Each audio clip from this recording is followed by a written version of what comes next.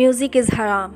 Whoever thinks that listening to music's songs can remove your pain and sadness and can give you peace for a moment, they know that you can never be happy by doing that.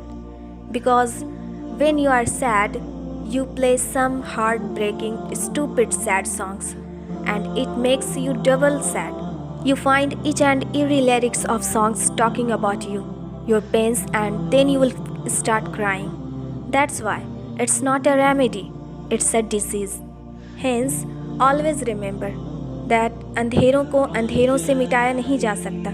It requires light to remove it. So don't listen to music, it's haram. No matter if you are happy or sad, don't listen music at all. Replace it with Quran and Quran recitation.